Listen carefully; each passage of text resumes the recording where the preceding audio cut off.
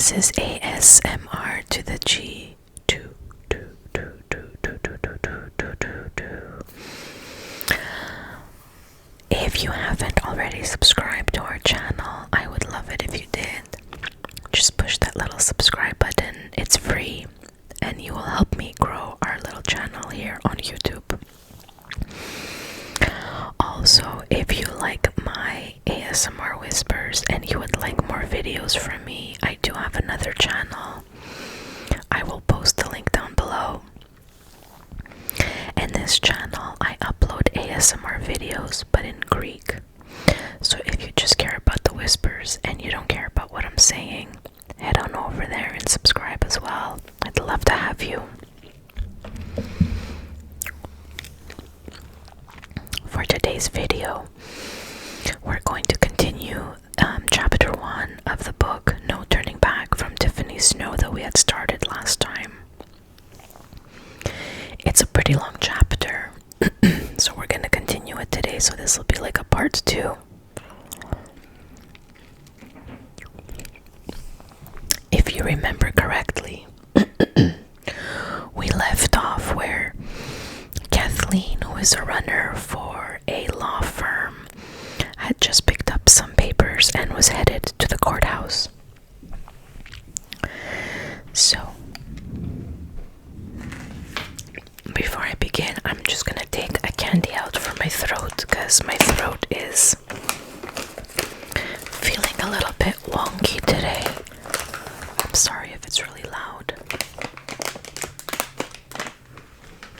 And I apologize for my upstairs neighbor. I think he's singing or something, but I can't really tell him to stop because it's not my place. Okay. So let's continue. I'm just gonna get my microphone a little bit. There we go. I managed to find a spot on the street to park. Miracles of miracles, and hustled inside. Kathleen, how's it going on this fine day? This was from Hank, one of the security guards at the courthouse. Hank was a tall, imposing black man with a teddy bear disposition. Why he became a security guard was beyond me. He was no more likely to tackle a bad guy than he would to drop-kick puppies. It's going good, Hank, I said, stepping through the metal detector. You better now that you're here, he said with a grin. Hank was also an incorrigible flirt. I bet you say that to all the girls I teased. It was almost impossible not to be in a good mood around Hank. He was always so cheerful. Just the pretty ones, he retorted, and I laughed. Grabbing my purse and my stack of files off the table where it had been searched, I headed down the hall. The hallway was quiet, and my steps echoed slightly as I walked. I was passing the various courtroom doors when suddenly one flew open, startling me. A man rushed out, furtively looking both ways in the nearly empty hallway before spotting me standing only feet away. He was wearing a suit, but looked very bedraggled, like he'd slept in it or something. It was so wrinkled.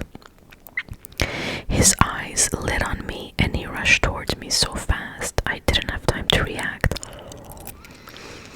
In a moment, he'd pulled my arm behind my back. My files dropped to the floor in a messy heap.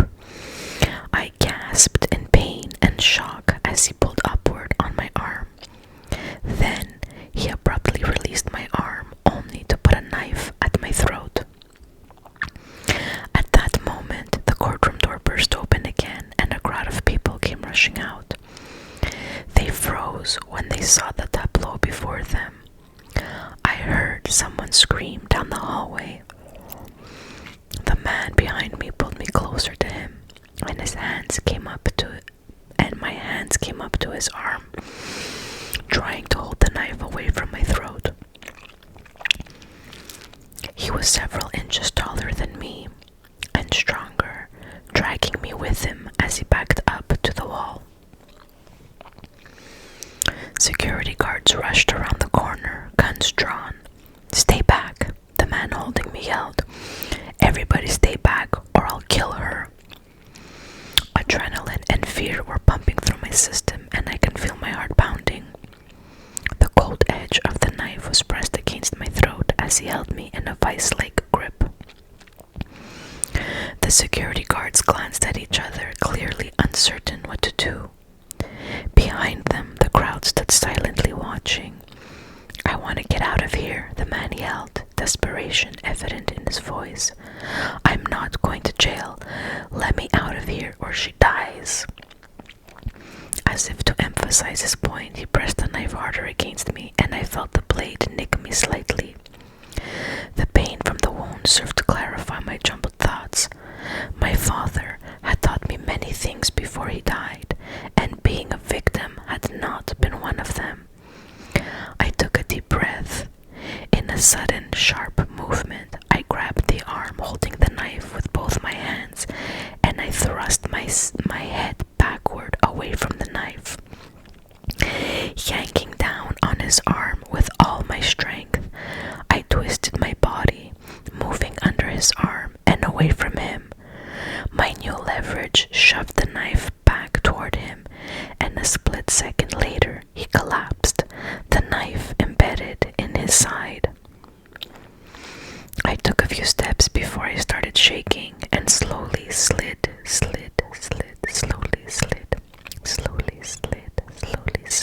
to the floor. I am so sorry. I thought I had turned my phone off.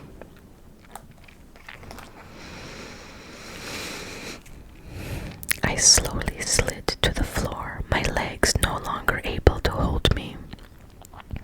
Shouting and movement were all around me now, and the security guards surrounded the man and paramedics were called. I was having trouble breathing and spots danced in front of my eyes. While I'd known how to get away from such an attack in theory until today, I'd never needed to use that training. The reality of what had just happened was starting to seep in, and I felt tears welling in my eyes as I struggled to catch my breath. I'm just gonna open my candy. It's a Halls.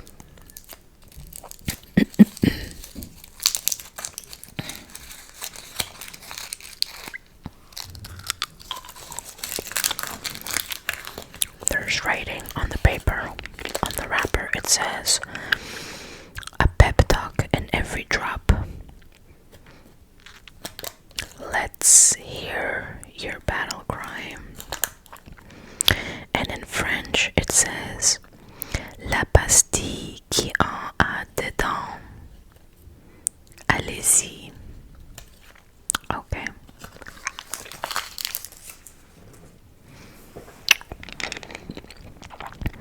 "Put your head between your knees."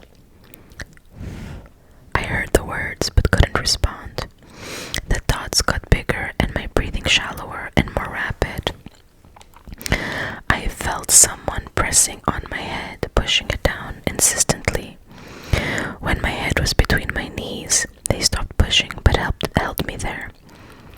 After a few moments, my breathing calmed and the spots disappeared. I tried to sit up and the hand moved away. Glancing upward, I saw a man standing there looking at me, a concerned expression on his face. I nearly stopped breathing again. I didn't know if I should swoon or cower in fear. Towering over me stood a black-clad male with dark wavy hair and piercing blue eyes. His brows were also dark and arched sharply, giving his face a slightly malevolent or mischievous look. It was hard to see which. A chiseled jaw and lips that would have made an artist weep completed the picture. I realized my mouth was hanging open, and I wondered if I needed to put my head between my knees again. Dropping down to a crouch, he was at my level, and he spoke to me looking eyes. Are you alright? I couldn't speak, so I just nodded. Surely this had to be a figment of my imagination. Men like this didn't give me the time of day. You're bleeding, he said, reaching out and touching my neck. His fingers came away with blood on them. Just a scratch, I managed. His lips curved ever so slightly. I was mesmerized. Nice move, he said. What you did to get away, he clarified at my questioning look. Thanks, I said. Will he be okay? I asked, jerking my head towards the man now surrounded by security and EMTs. Yeah, the stranger said. The wound isn't deep enough and the medics got here quickly enough. I closed my eyes in relief. Even if he had tried to kill me, the knife hitting him had been more accidental than planned. When I opened them, the man in black was gone. Dismayed, I looked around, but with the crowd of people, I didn't see him anywhere. I scrambled to my feet. Kathleen! Hank was barreling toward me. Holy sh! Are you okay? I reassured Hank, who was completely distraught that the man had managed to get in the building with the knife. Not that it was entirely his fault. It seemed the metal detector had been on the fritz earlier this morning. Surreptitiously, I kept watching for the stranger, but never saw him. I sighed. He couldn't have been a figment of my imagination for all I knew. He could have been. It was hours later before I was able to get back to the firm. The paramedics had wanted to check me out, the knife wound requiring only a bandage, thank God. Then there were police reports to fill out and a statement to make. It was now after 6 and the sun was setting. Gusting wind from the car windows had blown my hair to pieces, and I tried to comb it with my fingers, wishing I had a ponytail holder with me. Ponytail holder, who says that? Elastic, scrunchy. My hair was long and strawberry blonde, and one of my best features, in my opinion. Not that I had a lot of great features. I was probably short, but I preferred vertically challenged. Same, my friend, same. 10 pounds that I could never seem to lose made me a little too curvy, and I had one of those voices that was too high and too soft for anyone to really take me seriously. Sorry, just have to get comfortable. Okay. I thought I'd stop by Clarice's desk before I headed home. She might still be around, and I dearly needed just to chat for a few minutes. No one was around Clarice when I reached her. Tucked away by Blaine's office in the corner, Clarice was typing at her computer, her eyes on the paper clip to the side of her monitor as her fingers flew over the keyboard. Hey, I said quietly. She jumped, startled at the interruption. When she saw who it was, she leapt to her feet. Kathleen, she exclaimed, throwing her arms around me in a tight hug. I heard what happened. Thank goodness you're okay. I hugged her back just as tightly. Thanks, Clarice, I said. I'm all right. After a moment, she released me. I can't believe that happened, she said, resuming her seat. I sank down in the matching chair opposite her. Yeah, I said, pretty crazy. I didn't really want to talk about it. The cops had talked me all out. How was your day? Not as exciting as yours, she said with a snort. Just trying to get this file typed up for the delivery to a client tonight. Blaine faxed it to me last minute. She glanced at her watch and sighed. Jack and I were supposed to have dinner tonight. I guess I'll call him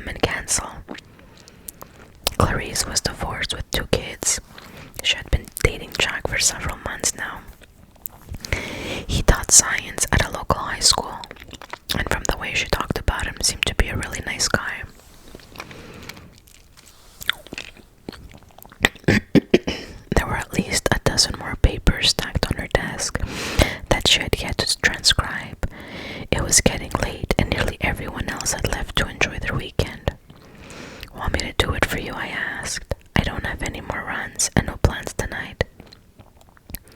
She looked hopefully at me. Really? I nodded. But I don't want to impose, she tithered. Especially after all you've been through today. I should probably just cancel. Come on, Clarice, I urged. It's not a big deal. I'm fine and I have nothing better to do. You go on. I really didn't mind. I like doing things for people, and it wasn't as if I had anything to go home to except an empty apartment and the harrowing memories of today. That thought depressed me, so I shoved it to the back of my mind and smiled brightly at Clarice. Go out and have fun, I said. I'll take care of this. She still looked uncertain, but after glancing at her watch again, she gave in. Grabbing her purse from a drawer, she said, Thanks so much, Kathleen. Just leave it on Blaine's desk when you're through.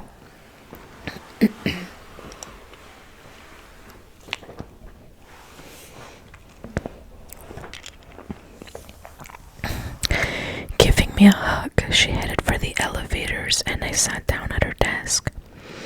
Taking a look at where she'd left off, I started typing.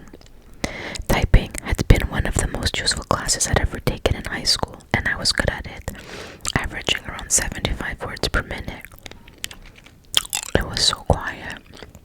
The only sound I could hear was my fingers tapping the keys, and the solemn ticking of the big, grandfather clock that stood in the alcove by the elevators. It was relaxing, especially after the events of today, and I felt myself sort of drop into a zone. This particular document was about a case the firm had taken a while back defending a local union that serviced voting machines. During the last election, there had been reported cases of fraud, and the accusers had singled out the union as the perpetrators. It made for interesting reading, even if quite a bit of it was legalese. I wasn't surprised at the famous names involved in the case, all the people I recognized as being well known in Indianapolis.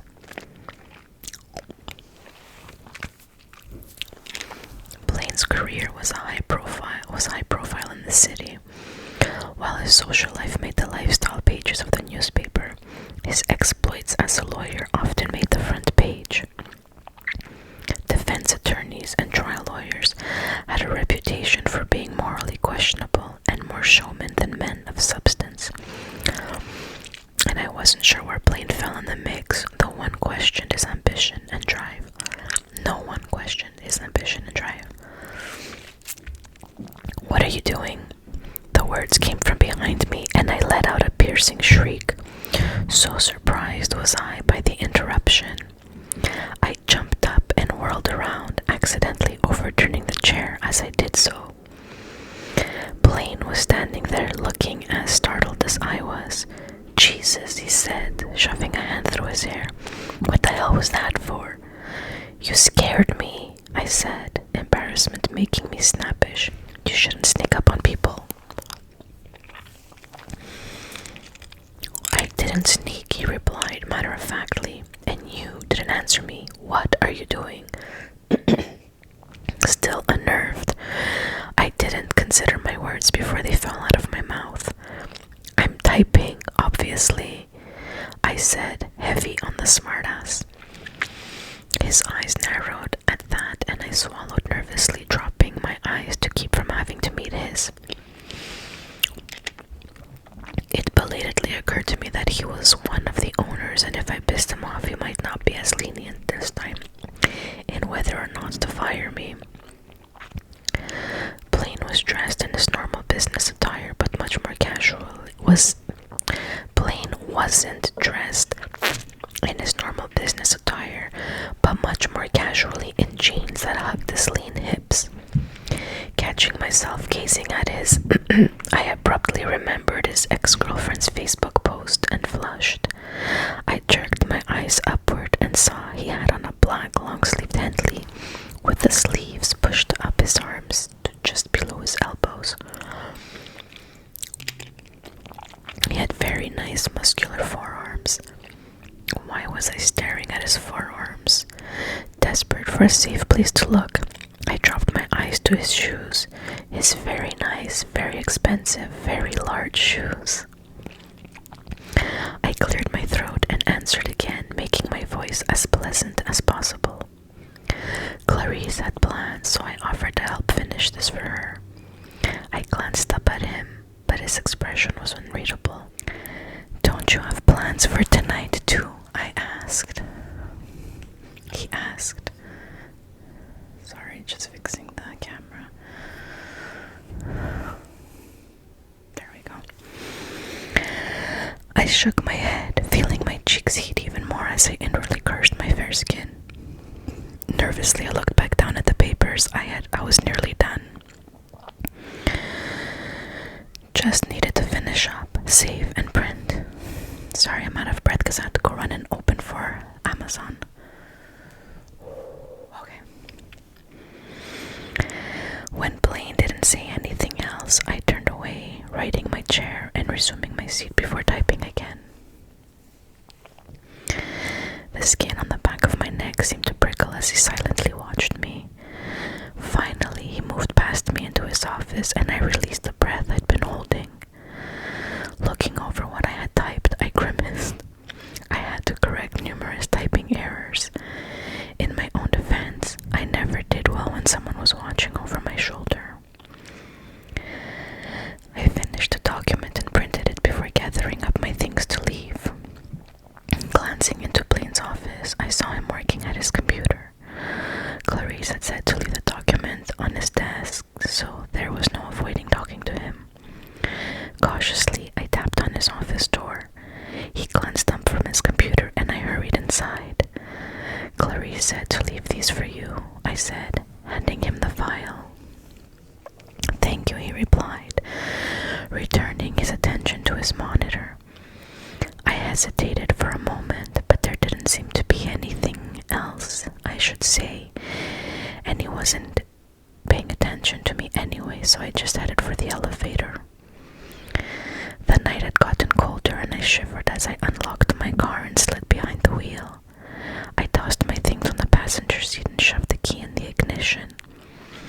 I turned the key and nothing happened. I tried again. Same result. Two more times. Two more nothings. My head dropped to the steering wheel and I groaned. It felt as if this day was never going to end. I would have dug out my cell phone, but I had one of those pay-as-you-go plans and was currently out of minutes. I sighed in defeat. I was going to have to go back inside and call a tow truck, which cost money. Really didn't want to do that. And if I did go inside, that meant I'd have to see Blaine again. Really didn't want to do that. I banged my forehead slightly against the steering wheel. A tap at the window made me jerk upright and I stifled another shriek. Blaine was standing outside my car. I couldn't roll the window down without the car being on, so I opened the door partway. "Yeah," I said, less than gracious at the interruption to my crap of a day. "Car trouble?" he asked, jerking his head slightly towards my engine. The cold seemed to have no effect on him, even as I started shivering again, the wind blowing my hair as I sat in the car. "Guess so," I said miserably. I wondered if I could ask to borrow his cell phone so I didn't have to go all the way back inside. But then I'd figured he'd probably think I was an idiot for not having one of my own. I really didn't want to tell him about the pay-as-you-go thing. I doubted he would even know what that was. "Need a lift?" I instinctively recoiled from that. Blaine made me a nervous wreck. I no longer entertained romanticized notions of him, disdainful as I was at his callous approach to relationships and women. But he was a formidable, intelligent, and way too good-looking man. I did no doubt do or say something idiotic out of sheer nerves. I shook my head. "No thanks," I replied. "I'll just call a tow truck or something." "It's cold, and it's late, and it's cold," Blaine persisted firmly. "Let me take take you home. I still hesitated, wishing vile things on my car for choosing this night to give out on me. What just happened? Give out on me. Come on, he said, firmly pulling the door open the rest of the way and grasping my upper arm. I have to run an errand first, but I should be able to get you home before a tow truck would show up here. I didn't see how I could refuse at this point without it seeming ridiculous, so I grabbed my things and got out of the car, locking it before shutting the door. Blaine still had a hand on my arm, and as we walked to his car, this was the closest I have ever been to him while standing. I ignored the memory of kneeling in front of him, and he was quite tall. The top of my head only came to his shoulder. Blaine led me to a car parked close to the building in one of the reserved spaces. I sucked in a breath when I saw it. He drove a black Jaguar with tinted windows. It suited him. He opened the passenger door for me and I waited until I'd gotten settled inside before shutting it. The leather seat was richly decadent as someone used to vinyl, and I inhaled deeply. The car smelled of leather and Blaine's cologne. Yum. Blaine climbed into the driver's side and I shivered again, though I didn't know if it was from the cold air or from how close he was to me in the confines of the car. Cold? He asked, and I nodded wordlessly. The engine purred to life and he flipped the switch for the heater. Pulling out of the lot, he headed south on Meridian toward the center of the city. There was something very masculine about a man driving a car like this one, and I savored the experience of being in a beautiful, powerful car with an equally beautiful and powerful man. Blaine might be a shameless womanizer, but I tried not to focus on that at the moment. We did not converse, and I watched out my windows as the houses lining the street flashed by, their lights muted. After a while, Blaine broke the silence. Kathleen, he said my name slowly, as if testing it out. What's your last name, Kathleen? I hesitated in telling him. People always teased me about my name. Turner, I finally mumbled and waited for the jokes to begin. To my surprise, there were none. To my surprise, he didn't immediately respond, so I turned back to the window.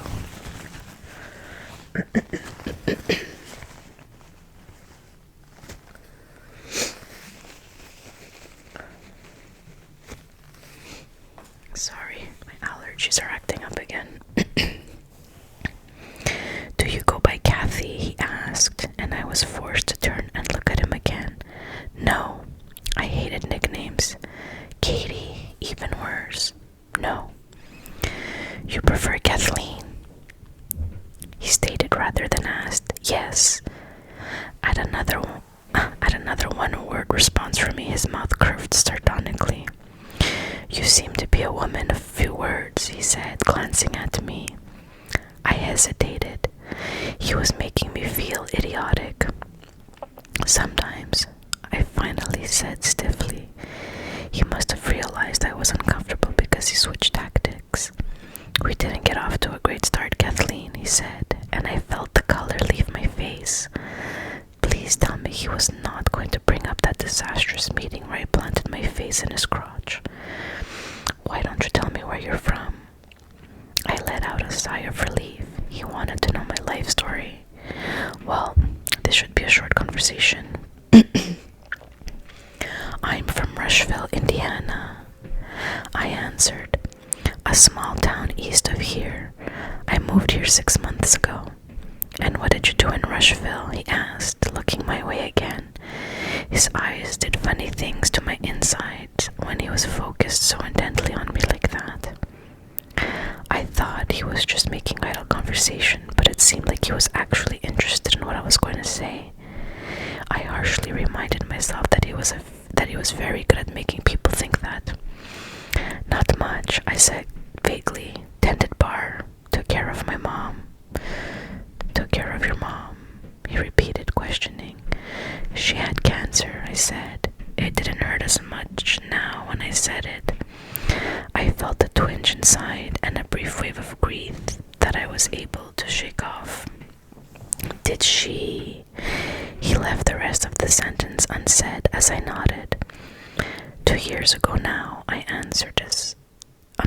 his unasked question.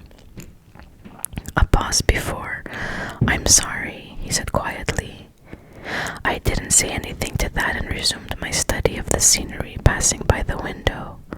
I didn't want him being nice to me and changing the preconceived notions I had. It would be too easy to become infatuated with a man like him, and also decidedly unwise considering the female debris left in his wake. "And the rest of your family?" he asked. I turned back toward him, wondering why he was asking so many questions. Then I remembered that was his job. Knowledge was power, or so Schoolhouse Rock had always taught me. "My dad was a cop," I replied. "He was killed in the line of duty when I was 15.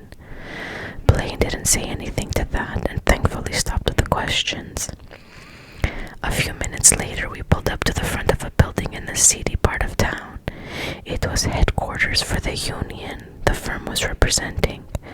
Blaine parked and opened the door. Before he got out, he turned to me. "I'd say you could wait inside the car, but it's not the best area," he said. Let me just see how many pages are left. Okay, we still have a lot of pages to go. So,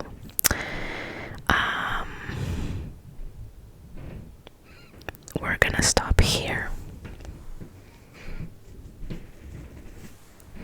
Yeah, we're gonna stop here because I've already been reading for over 30 minutes and my neighbors upstairs are making so much noise that it's very distracting. So I want to thank all of you for joining me again today and spending some time with me. I hope you liked the second part to chapter 1 of this book. Again, it's called No Turning Back by Tiffany Snow, and it's part of the Kathleen Turner series books. This is book 1. So thank you all for listening and watching, and I will see you in the next video. Goodbye, everybody. Goodbye.